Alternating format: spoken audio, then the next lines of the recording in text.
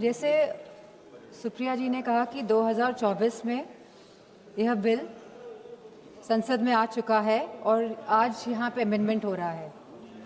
2024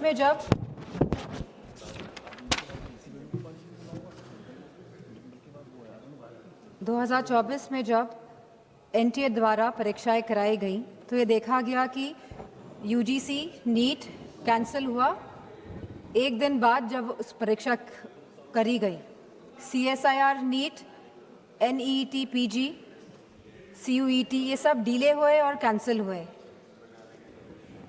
इसके बाद CBI investigation बैठी और आज तक उस इन्वेस्टिगेशन का क्या परिणाम निकला है ये नहीं पता है। तो हम चाहेंगे मंत्री से कि ये बताएं कि इसका क्या परिणाम निकला और कौन कौन लोग इसमें कन्विक्ट हुए। Government appointed an expert panel, made 101 recommendation, and the Centre assured the court on 2nd January 2025 it would implement all of them. इसके बावजूद भी 3 मई 2026 को नीट की परीक्षाएं हुई, 12 मई को परीक्षाएं रद्द हो गई और फिर सरकार ने री एग्जाम कराया 21 जून को। लेकिन सवाल इस बात का है कि जब 2024 में कानून बिल पास हो गया था तभी भी ये लीकेज क्यों हुई? ये जो 2024 के बाद भी जो ये लीकेज हुई है, कहीं एक षड्यंत्र तो नहीं है सरकार का? या तो ये षड्यंत्र है या तो सरकार के जो सिस्टम है इसमें परमानेंट लीकेज है। पिछले 2021 से 2026 तक लगभग 90 स्टूडेंट्स ने आत्महत्या की है और इसी के साथ पिछले 40 दिनों में 20 स्टूडेंट्स ने आत्महत्या करी है। और मैं उन सभी का नाम यहाँ लेना चाहूँगी क्योंकि ये आंकड़े नहीं हैं अध्यक्ष जी, ये हमारे बच्चे हैं जिन्होंने अपनी जान गंवाई है इस शिक्षा सिस्टम प्रणाली की वजह से।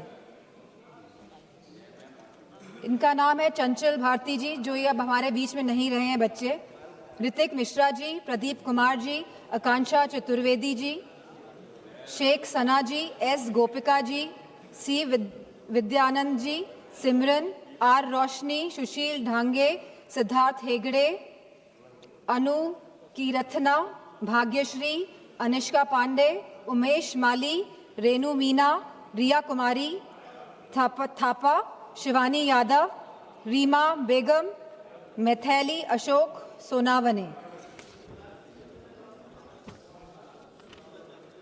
आज हम सब इसी के साथ सलाम करते हैं, सराहना करते हैं, प्रशंसा करते हैं हमारे युवाओं की, हमारे छात्रों की, हमारे जेनजी की, उनकी हौसले की, उनकी हिम्मत की, जो इस शासन से, इस प्रशासन से डरे नहीं, जिन्होंने मुकाबला किया अहंकारी सरकार के आगे।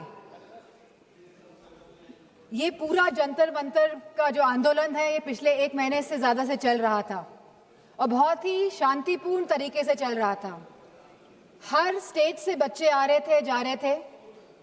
16 तारीख को इसमें अनशन भी करा गया, लगभग 37 स्टूडेंट्स अनशन पे बैठे और इसी के साथ सोनम वांगचुक जी भी इस अनशन में बैठे। बहुत ही शांतिपूर्ण तरीके से पूरा आंदोलन चल रहा था। समाजवादी पार्टी को पूरा समर्थन था इस आंदोलन का और मैं कहना चाहूँगी कि हमारे सभी युवा समाजवादी पार्टी के सांसद इस आंदोलन में गए, शरीक होने गए और ये कोई पॉलिटिक्स करने नहीं गए थे। जितने भी हमारे युवा सांसद और जितने भी सांसद और एमएलए गए थे, क्योंकि हम साथ खड़े होना चाहते थे इस देश के युवा के लिए, उनके हक के लिए, उनके अधिकार के लिए। इसीलिए हम सब जंतर मंतर पहुंचे। 18 जून को मैं भी जंतर मंतर गई, वहाँ पे सोनम वांगचुक जी से मिली जो आंदोलन में बैठे थे, जो बिना कुछ खाए पिए, जहाँ उनको 16 दिन हो गए थे, अनशन पे बैठे हुए थे सभी बच्चे और सोनम वांगचुक जी। लेकिन 18 जुलाई को सरकार ने क्या किया? सवाल इस बात का है, जो लोग अहिंसा के साथ बैठे हुए थे, जो लोग गांधी जी के विचारों के साथ सत्य और अहिंसा की लड़ाई लड़ रहे थे, उनको आप लोगों ने सफेद कफन पहनाने का काम किया। 18 तारीख को आप लोगों ने उनको कफन पहनाने का काम किया और गांधी जी के विचारों को आप लोगों ने कहीं ना कहीं कफन पहनाने का काम किया। इस देश में लोकतंत्र तो है, लेकिन वाकई में क्या स्वतंत्रता है? सवाल इस बात का है आज। जिस तरह बच्चे आए 20 जुलाई को, और कहां से नहीं आए, हर प्रदेश से बच्चे आए, यूपी हो, बिहार हो, तमिलनाडु हो, आसपास के मध्य प्रदेश हो, सभी स्टेट से, बॉम्बे हो, सभी स्टेट से, सभी प्रदेशों से बच्चे आए, क्योंकि वो सब अपनी एकता दिखाना चाहते थे। क्योंकि ये लगातार पेपर जो लीक हो रहे हैं, लगातार जिस तरह का दौर चल रहा है आज, और लगातार जिस तरह सरकार आंखें मूंद के बैठी हुई है और जो सुन नहीं रही है, वो अपनी बात रखने आए थे सरकार से, वो अपनी भावनाओं को सरकार के सामने रखने आए थे। वो चाहते थे कि जो एजुकेशन मिनिस्टर है उनका रेजिग्नेशन हो, और तो कोई बात नहीं थी। सब अपनी एकता और अखंडता दिखाने आए थे। For a purpose they had come to Jantar Mantar. लेकिन सरकार ने उनके साथ क्या बर्ताव किया, सवाल इस बात का है। क्योंकि हम लोग भी उस आंदोलन में शामिल हुए। और क्यों शामिल हुए हम लोग? क्योंकि ये बच्चे आंदोलन में बैठे थे, क्योंकि ये हमारे देश के बच्चे आंदोलन में बैठे थे। हो सकता है हमारे बच्चे नहीं बैठे हो, हम किसी के भी, लेकिन बच्चे तो देश के थे, हमारे बच्चे थे। इसी भावना के साथ हम इस आंदोलन में गए कि हमको साथ देना है, नहीं तो हम अपना मुंह कैसे दिखाएंगे? हमारी अंतरात्मा क्या जवाब देगी? और ये आत्मा की जवाब जो हम दूसरों को नहीं देना चाहते थे, हम खुद को हमको जवाब देना था। इसीलिए हम सब गए। लेकिन जो बर्बरता देखी गई सड़कों पे, उसका बयान नहीं किया जा सकता है। आपने बैरिकेडिंग लगा दी 100-100 मीटर पर, और बच्चों को आपने वहां पे ट्रैप कर दिया, और फिर वहां पे आपने लाठियां बजाई बच्चों पे, उनके सर फोड़े गए, बेटियों के कपड़े जानबूझ के फाड़े गए। ये सरकार जो बेटियों की बात करती है, आपने बेटियों के कपड़े फाड़े, आपने कील लगी वाले डंडों से बच्चों के सर फोड़े, वहां पे आपने पैलेट गन चलाई, आपने बिहार में AK-47 का प्रयोग किया। हम थे वहां पे, हमें पता है क्या स्थिति थी। किस फेयरलेसनेस के साथ, बिना डरे बच्चों ने सामना किया इस प्रशासन का, शासन का और सरकार का। बहुत बच्चे बेहोश हो गए, बहुत बच्चों के सर से खून निकल रहा था। They were feeling humiliated.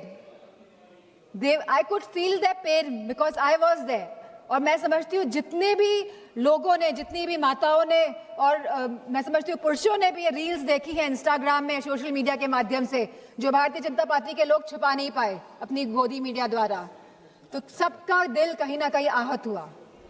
सबको चोट पहुंचाने का काम भारतीय जनता पार्टी की सरकार ने किया है इस आंदोलन को लेके। और जिस तरह से बेटियां इस ट्रॉमा से गुजरी,